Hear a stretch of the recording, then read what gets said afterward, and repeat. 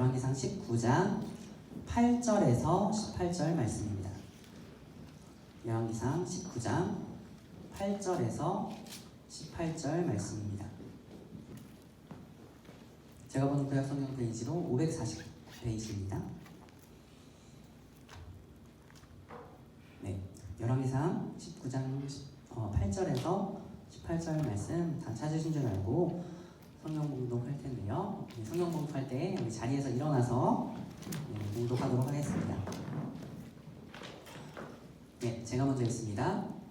이에 일어나 먹고 마시고 그 음식물의 힘을 의지하여 40주 40야를 가서 하나님의 산 호렙에 이르니라.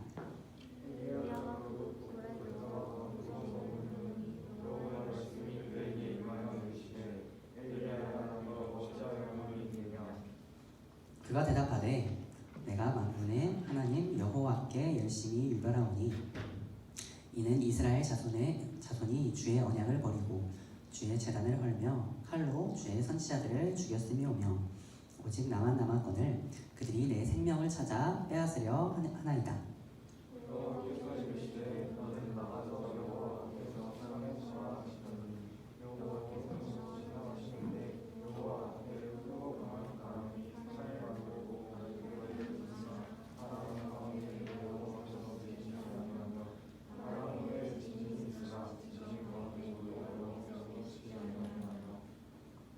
또 지진 후에 불이 있으나 불 가운데에도 여호와께서 계시지 아니하더니 불 후에 세미한 소리가 있는지라.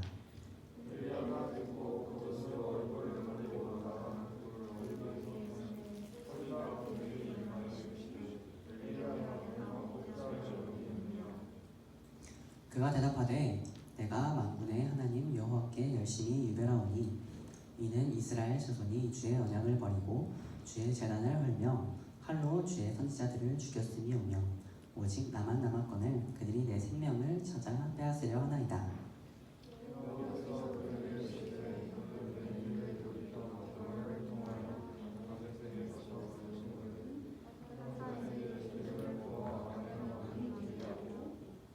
너는 또 니므시의 아들 예후에게 기름을 부어 이스라엘의 왕이 되게 하고 또 아벨므올라 사밧의 아들 엘리사에게 기름을 부어 너를 대신하여 선지자가 되게 하라.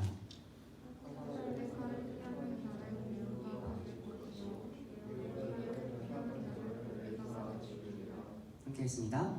그러나 내가 이스라엘 가운데에 7,000명을 납기리니 다 바알에게 무릎을 꿇지 아니하고 다 바알에게 입 맞추지 아니한 자니라. 아멘. 네, 아주 반가운 얼굴들이 많군요. 네, 준열이가 오늘 기도원들 아주 참 잘해줘서 고맙고요. 네, 한 주간 잘 지냈나요? 무기린 한결같은 모습을 보이는 무기린 어떻게 잘 지냈나요? 네, 그렇군요. 네, 질문 하나 던져볼게요. 나는 약속을 깨본 적이 있다. 물론 없는 사람은 없겠죠. 약속을 깨본 사람. 윤재선 지금 손 드신 건가요? 네. 아, 네. 윤재선 어떤 약속을 깼는지 기억나는 적 있나요? 기억나는 거 있나요? 너무 많아서. 그렇다면 그 중에 가장 중요한 약속을 깨봤다 하는 기억나는 그 중에 기억나는 그런 이야기가 있나요? 중요한 약속을 딱히 생각나는 게 없고 일단 약속 잡아놓고 피곤하면 안 가요. 약속 잡아놓고 피곤하면 안 간다. 네, 좋아요. 네, 그것도 약속을 보면서 어긴 거죠. 또 다른 사람 있나요? 좀 내 인생에 있어서 내가 지금 지난 몇 달간을 돌아봤을 때 또는 지난 몇 년간을 돌아봤을 때 이건 진짜 나한테 진짜 중요한 약속이었는데 내가 약속을 어겨버렸다.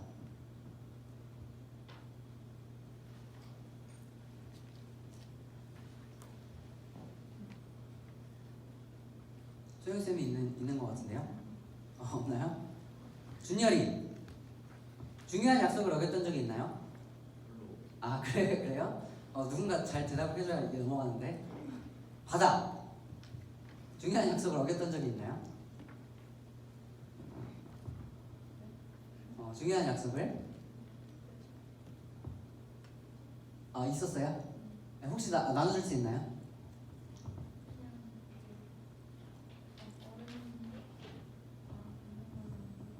어른분들 뵙는 그런 약속이었는데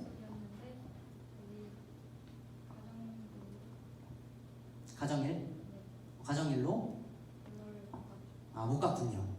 네, 그런 사정이 있어서 못 갔군요. 네, 고마워요. 네, 이제 바다가 잘 대답해줬어요. 이렇게 우리는 한 번쯤은 약속을 어긴 적이 있어요. 그리고 그 중에는 중요한 약속을 어긴 적도 분명 있을 거예요. 오늘 본문에서도 약간 그런 이야기가 나와요. 오늘 본문에서는 하나님과 아주 중요한 약속을 한 이스라엘 백성들을 엘리야 선지자가 고발하는 이야기가 나와요. 하나님께 고발하는 이야기. 무슨 이야기가 나온다고요? 뭐 하는 이야기? 고발하는 이야기가 나온다고요. 누가 고발을 해요? 엘리야 선지자가. 네, 엘리야가 누구를 고발을 해요? 이스라엘 백성들을 고발하는 그런 이야기예요. 왜 고발을 했을까요? 약속을 잘 지켜서? 약속을 잘 지키지 않아서. 잘 대답해 주세요. 이스라엘 백성들이 하나님과 맺은 그 언약을 버렸기 때문이에요. 다시 말하면 하나님과 맺은 아주 중요한 약속을 깨뜨려 버렸어요. 하나님과 맺은 언약을 버렸다. 언약 들어본 사람 있나요? 언약? 안약은 들어봤어도 언약은 들어본 적이 없죠? 네, 채은이 언약 들어봤나요? 언약 들어본 적 없군요. 네, 언약 뭘까요? 이스라엘 백성들은 이제 성경에서 물론 언약이 굉장히 많이 나오지만 지금 출애굽 시절의 그 언약을 살펴볼게요. 이스라엘 백성들이 출애굽 당시에 시내산 어디요? 시내산에서 하나님께 율법을 받아요. 뭘 받았다고요? 율법을 받아요. 그리고 이스라엘 백성들이 저희는 오직 여호와 하나님만을 경외하겠습니다. 오직 하나님만을 섬기겠습니다 하고 고백을 해요. 그렇게 약속을 합니다. 그리고 하나님은 그 이스라엘 백성들을 택하셔서 구원하시고 거룩한 제사장의 나라로 사용하시겠다고 또 약속의 말씀을 주세요. 이렇게 이스라엘 백성들과 하나님 사이에 맺은 그 약속을 언약이라고 해요. 그걸 뭐라고 한다고요? 언약. 그럼 재영이가 방금 언약 얘기해줬는데 뭔지 다시 한번 친구들에게 알기 쉽게 얘기해줄 수 있나요? 언약 누구랑 누구 사이에서 맺은 거? 하나님과 우리. 좋아요. 더 나아가서 우리죠. 사실 우리와 하나님과 언약을 맺었어요. 근데 출애굽 당시에는 하나님과 무슨 백성? 이스라엘 백성 사이에서 이스라엘 백성들은 어떤 약속을 했어요? 오직 우상 숭배를 하겠다? 다른 것을 사랑하겠다? 그럼 오직 누구만 사랑하고 섬기겠다? 오직 하나님만 사랑하고 오직 하나님만 섬기고 오직 하나님만 경외하겠다라고 약속을 했어요. 그걸 뭐라 한다고요? 언약. 박수. 네, 고마워요. 그런데 이스라엘 백성들은 마치 이 결혼 서약과도 같은 이 언약을 일방적으로 깨버린 거예요. 어떻게 했다고요? 깨버렸다고. 일방적으로. 그럼 본문을 한번 살펴볼게요. 엘리야가 하나님을 바라보지 못했던 장면이 우리 전 시간에 그 이야기를 나눴죠. 1절부터 8절까지. 하나님을 바라보지 못하고 두려워서 도망쳐 버렸어요. 누가요? 누가 도망쳤어요? 네, 엘리야가. 하나님께 자신을 죽여달라고까지 할 정도로 아주 삶을 포기하고 싶을 정도였어요. 엘리야 선지자가 너무나 지친 가운데 더 이상 걸어갈 힘이 없었어요. 그때 하나님의 천사가 나타나서 엘리야에게 먹을 것과 마실 것을 줍니다. 그래서 엘리야는 그 음식을 다시 먹고 힘을 내서 40일 만에 호렙산에 도착을 합니다. 어디 도착했다고요? 호렙산. 호렙산은 다른 말로 하면 신의 산이라고 해요. 아까 신의 산 이야기했었죠? 네, 하나님께 율법을 받은 장소, 거기가 신의 산. 다른 말로 하면 호렙산이었어요. 엘리야는 도대체 무슨 이야기를 하려고 이 호렙산, 이 신의 산에 간 것인가? 정말 고통스럽고 죽고 싶은 심정으로 그곳에 달려가서 그토록 하고 싶었던 이야기가 무엇일지 한번 살펴볼게요. 그 내용이 10절과 14절에서 나오는데 10절 한번 읽어볼까요? 열왕기상 19장 10절입니다.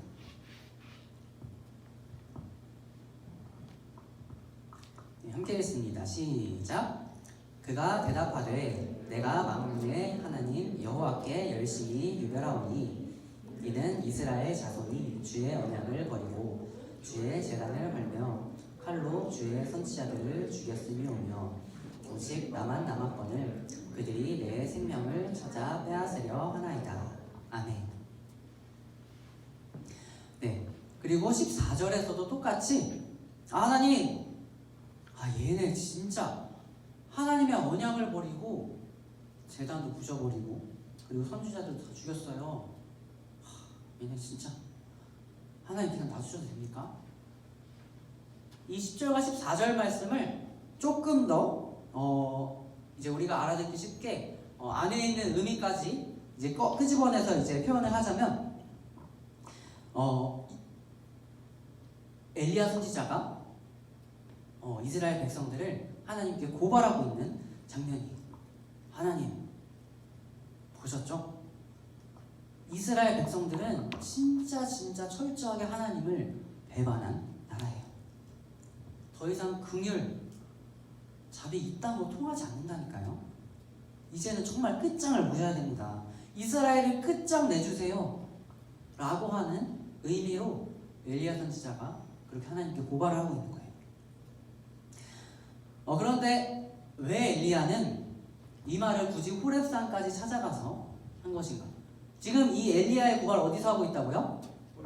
호렙산에서. 왜 굳이 호렙산까지 가서 한 것인가? 지금 계속 지지직 소리 들리나요? 하울링 계속 있죠? 네, 방송실 요거 좀 조정해 주세요. 하울링 울리는 거. 왜 굳이 호렙산까지 가서 이 이야기를 하나님께 해야 하는지 한번 살펴볼게요. 엘리야가 호렙산으로 출발했던 곳, 어떤 곳? 엘리야가 호렙산으로 출발했던 곳이 브엘세바예요. 그게 아마 3절인가요? 4절인가요? 네, 3절에 나오네요. 브엘세바에 이르러서 자기의 심부름꾼을 거기에 두고 이제 본인은 하루길쯤 더 가서 하루길쯤 더 이동을 합니다. 그러고 나서 지쳐서 한 로뎀나무 아래에 거의 쓰러지다시피 주저앉습니다. 그 엘리야 선지자가 머물렀던 이 로뎀나무도 분명 그 브엘세바 근처였을 거예요. 그런데 그 브엘세바에서 호렙산까지 약 한 350km 정도 돼요. 얼마 정도 된다고요? 350m? 350km. 가까운 거리인가요? 멀어요.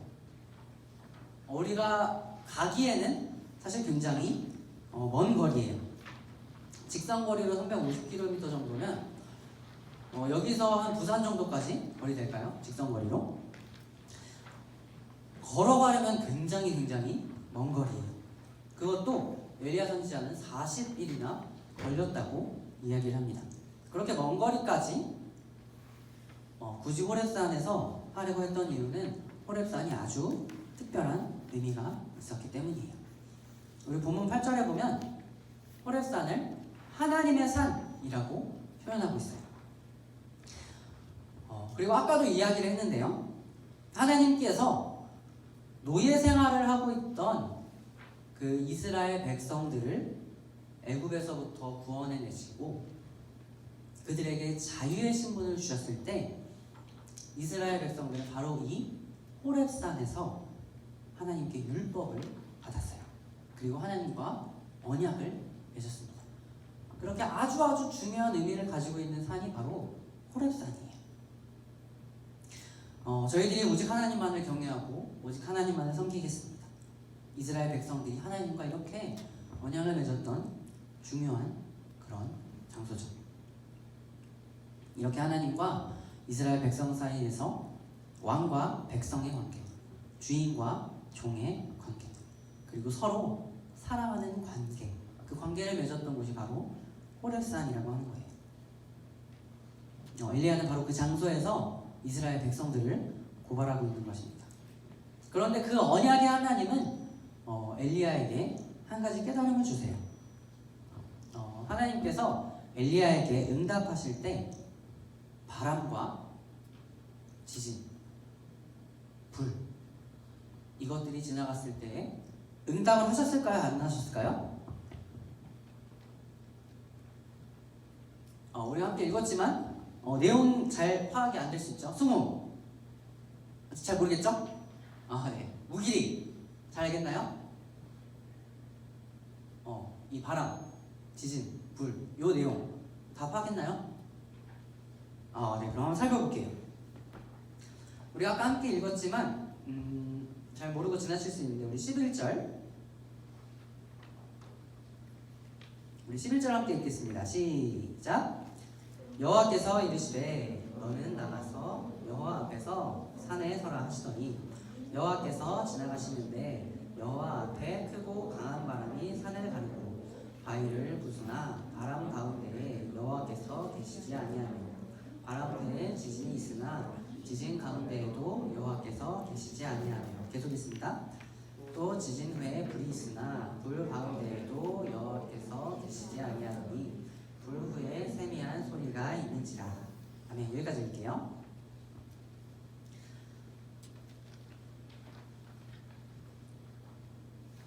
큰 바람이 일었을 때 그 후에 하나님께서 계셨다고 했어요? 안 계셨다고 했어요? 시연이?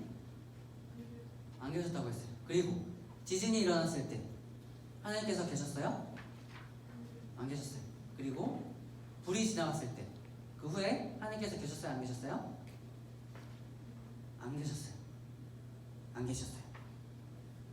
그러고 나서 조용하고 부드러운 소리가 있었다고 말씀하고 있습니다. 오늘 본문에서는 개역개정 성경에서는 세미한 소리라고 나오는데 이것을 원문의 의미에 가깝게 이제 살펴보면 조용하고 부드러운 소리가 있었다. 이렇게 이런 의미입니다. 이것은 사실 당시로서는 굉장히 충격적인 일이에요. 이게 왜 충격적인 일인지 모르겠죠? 왜 충격적인 일일까요?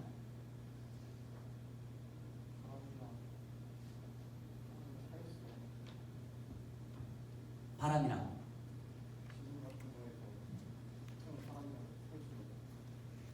보통 사람이라면 살 수 없었다.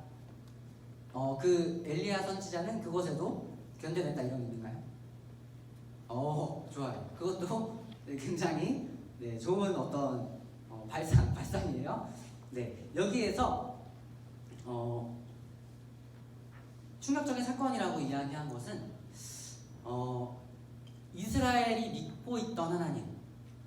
이스라엘은 어떤 하나님을 믿고 있었냐면, 그리고 구약 이제 모세오경을 잘 살펴봤을 때 어떤 하나님께서 주로 등장을 하시냐면 천둥, 번개, 폭풍, 어떤 비바람, 그리고 어떤 불, 그리고 산 전체가 요동치는 어떤 지진, 그것이 있고 나서 보통 하나님께서 등장하시는 하나님이었어요. 그런 하나님을 이스라엘 백성들은 믿고 있었어요.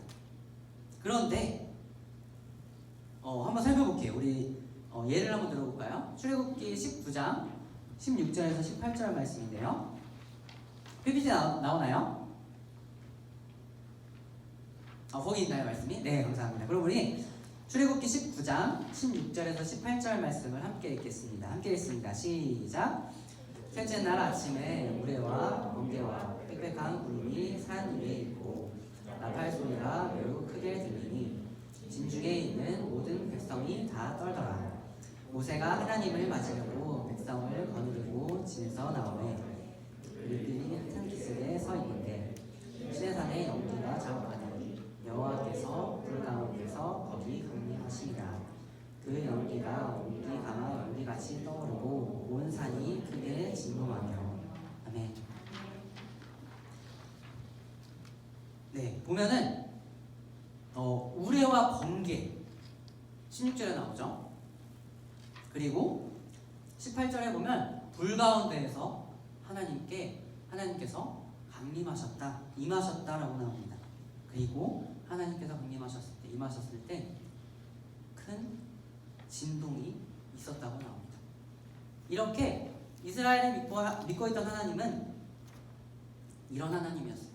모세 시대에 번개, 천둥, 불, 지진을 보고 이스라엘 백성들은 벌벌벌 떨었어요. 하나님께서 나타나시는구나.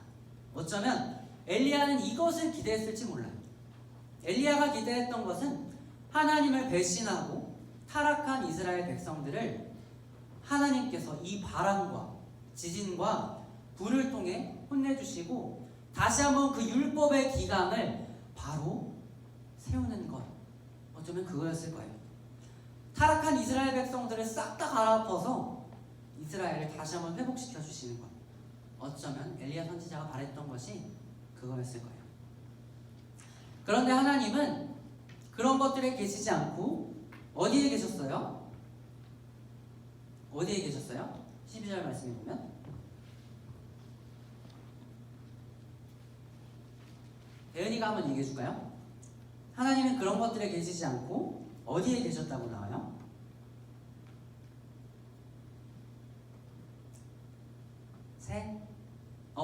거기 말고 성경책에 보면 나오죠? 19장, 열왕기상 19장 12절.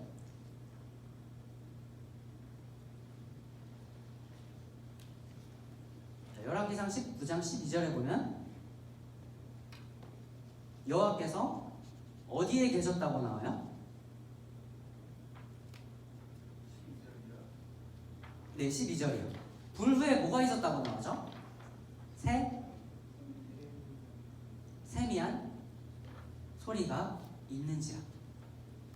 하나님께서는 그런 것들에 계시지 않고 세미한 음성 가운데 계셨어요. 하나님께서는 그 전에 엘리야를 만나주시진 않다가 이 세미한 음성 가운데, 조용하고 부드러운 소리 가운데 엘리야를 만나주십니다. 이것을 저번에도 한번 이제 소개를 해드린 적이 있는데요. 이제 이것들을 박주영 목사님은 그분의 책에서 이렇게 해석을 합니다. 전혀 새로운 시대가 열릴 것이라고 하는 말씀이에요. 전혀 예상치 못한 엘리야가 기대했던, 이스라엘 백성들이 기대했던 하나님께서 임재하시는 어떤 불, 지진, 천둥과 번개, 바람, 이런 것에서 하나님께서 계시지 않고 이 세미한 음성 가운데 계신다라고 하는 그 말씀이 전혀 새로운 어떤 시대가 열릴 것이라고 하는 그런 의미가 있다는 것입니다. 율법이 아니라 전혀 새로운 방식으로 하나님께서 이 세상을 통치하시는 시대가 이를 것이다, 열릴 것이다 라고 하는 말씀입니다. 하나님은 단순히 산 위에 계시는 분이 아니라 산 위에 임하시는 것이 아니라 하나님의 성전이 우리의 마음 가운데 들어오십니다. 하나님은 우리의 영혼 속에 들어오셔서 우리들의 영혼과 하나가 되세요. 예수님께서 십자가에서 죽으시고 부활하시고 승천하신 후에 성령님께서 오셨어요. 누가 오셨다고요? 성령님께서 우리와 함께 하시고 우리의 주인 되시고 우리를 다스리시기 위해 오셨습니다. 그리고 예수님을 믿는 각 사람 안에 성령님께서는 들어오신 거죠. 예수님께서 이 땅에 오심으로 시작된 그 복음의 시대를 바로 이것을 말하는 거예요. 이 좀 전에 우리가 나눴던 그 이야기가 이제는 율법의 시대가 아니라 복음의 시대가 열릴 것이다 라고 하는 그 의미가 있다고 그 목사님이 아주 잘 해석을 해주셨어요. 코로나로 인해서 우리는 교회 예배당에서 함께 모여서 함께 예배하지는 못하는 그런 어려운 상황에 있어요. 여러분들이 한 명 한 명 하나님의 성전이라는 것을 꼭 기억하길 바랍니다. 새로운 율법의 시대가 기존의 율법의 시대가 아니라 이제는 정말 새로운 복음의 시대라고 하는 것을 여러분들이 기억하고 그 시대 가운데 여러분들 한 명 한 명이 세미한 음성을 듣길 원합니다. 여러분들 한 명 한 명에게 세미한 음성을 들려주시는 그 하나님을 경험하길 소망합니다. 하나님께서 예수님의 그 복음의 시대를 통해 회복시켜 주셨다는 그 은혜가 저는 이 말씀을 묵상하면서 너무나 은혜가 되었어요. 여러분들도 정말 이 말씀을 가운데 정말 은혜 받고 여러분들이 삶 가운데 성전인 여러분들이 하나님을 매 순간마다 경험하길 소망합니다. 그렇게 살 수 있다면 아멘 해볼까요? 할렐루야. 아멘. 엘리야가 말하고 있는 것처럼 하나님은 언약의 하나님이에요. 엘리야가 어떤 하나님을 말하고 있었다고요? 언약의 하나님을 말하고 있었다.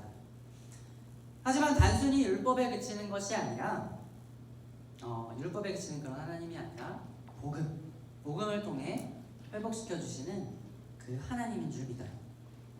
물론 우리가 본문을 자세히 살펴보면 언약의 하나님은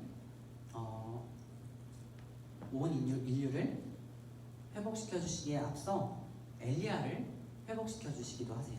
예를 들어 볼게요. 하나님께서 엘리야를 만나 주셔서 아람 왕을 세우라. 기름 부어서 아람 왕을 세우라. 기름 부어서 이스라엘 왕을 세우라. 그리고 엘리야의 후계자인 엘리사를 기름 부어 세우라.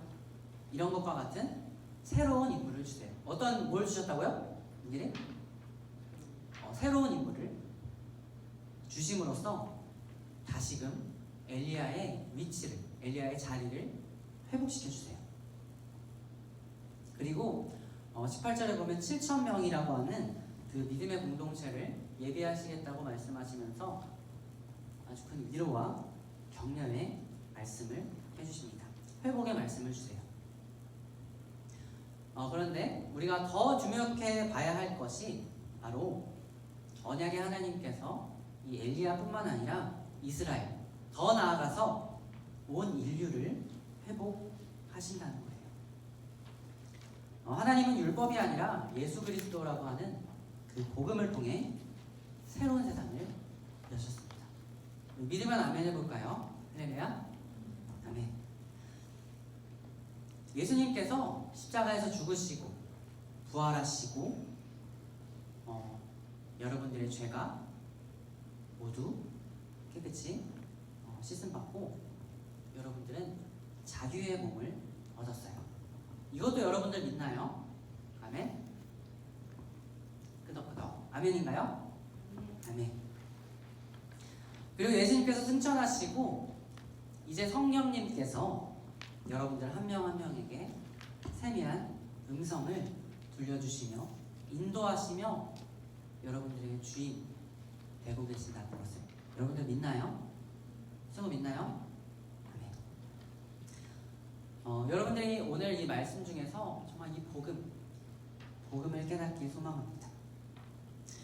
그리고 한 가지 더 잊지 말아야 할 부분이 있다면 바로 그 복음은 분명 전적인 하나님의 은혜예요. 하지만 그러면서 우리가 또 한편으로 기억해야 할 것은 그 언약이지만 이것은 쌍방관계라는 거예요.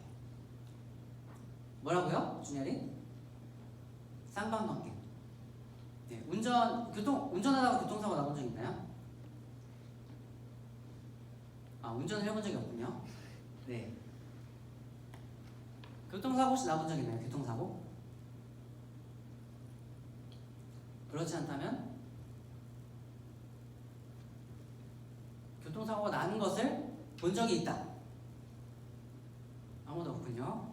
저는 교통사고를 목격한 적도 있고 교통사고가 나본 적이 있는데 보통 교통사고가 나게 되면 이제 일방적이지 않을 경우에는 쌍방과실이라는 것이 적용이 돼요. 이쪽도 잘못이 있고 저쪽도 잘못이 있다. 그래서 몇 대 몇으로, 예를 들면 5대5, 3대7 이런 것을 이제 쌍방과실, 양쪽 방향이라는 의미예요. 그런데 이 언약 또한 물론 전적인 하나님의 은혜로 맺어진 언약이지만 쌍방관계의 언약이라는 거예요. 이스라엘 백성들은 분명 하나님과 언약을 맺었어요. 그런데 그 이스라엘 자손들은 그 하나님과의 그 언약을 기억하지 못하고 일방적으로 그 관계를 깨버립니다. 한쪽에서 약속을 깨버리면 그 쌍방관계가 잘 이루어질 수 있을까요? 없을까요? 채연이? 없어요. 약속을 서로 해요. 서로 하는데 한쪽이 약속을 깨버렸어요. 만약에 윤재쌤이랑 친구랑 약속을 했는데 너무 피곤해가지고 그날도 못 나가게 됐어요. 그럼 그 약속은 성립이 된 걸까요? 아닐까요? 아니에요. 그렇게 이스라엘 백성들도 일방적으로 약속을 깨버린 거예요. 그래서 그 쌍방관계의 그 언약관계가 제대로 이루어질 수 없었던 거예요. 정말 언약의 하나님을 기억하는 여러분들이 되길 소망합니다. 단순히 생각 속에서만 기억하는 것이 아니라 여러분들 삶 가운데 여러분들의 삶을 통해서 기억하는 여러분들이 되길 간절히 소망합니다. 그렇게 살 수 있다면 아멘 해볼까요? 아멘. 사랑에 빠졌다라고 하는 표현이 있어요. 승우는 언제 사랑에 빠졌나요?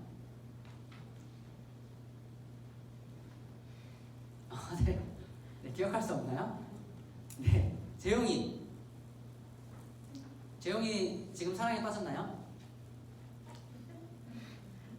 네, 저번에 여자친구 있다 했죠?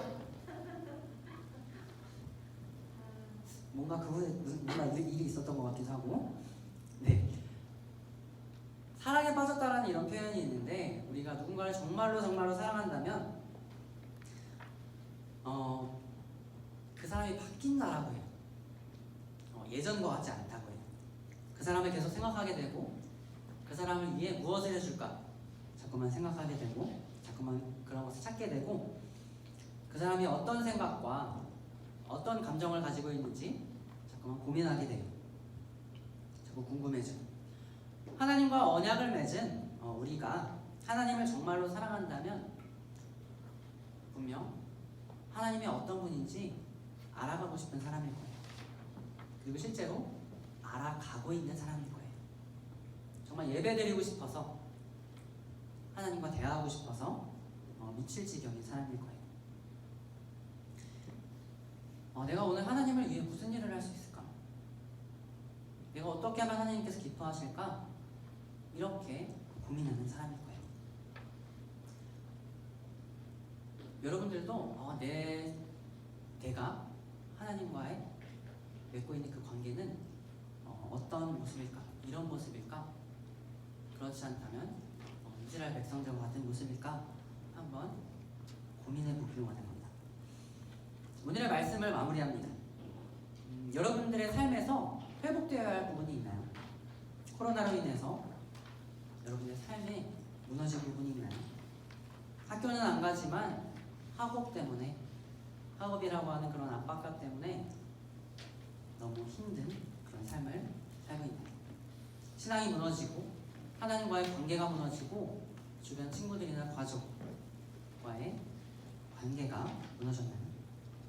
여러분들이 여러분들의 삶 가운데 회복시켜 주시는 언약의 하나님을 기억하길 소망합니다.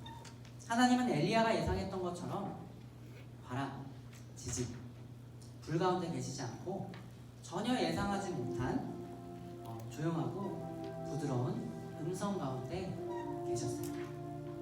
하나님께서는 전혀 다른 방식, 바로 수백 년 후에 예수 그리스도를 통해 이 땅을 회복하고자 하신다는 그런 메시지를 이 본문 말씀을 통해서 보게 됩니다. 그런데 기억해야 할 것은 복음을 통한 하나님의 언약, 하나님과의 언약 안에서 우리가 지켜야 할 마땅한 의무와 권리가 있다는 것입니다. 여러분들의 믿음과 신앙, 여러분들의 삶이 회복되길 원하고 하나님과의 관계가 회복되길 원합니다. 우리 그렇게 살아갈 수 있다면 아멘.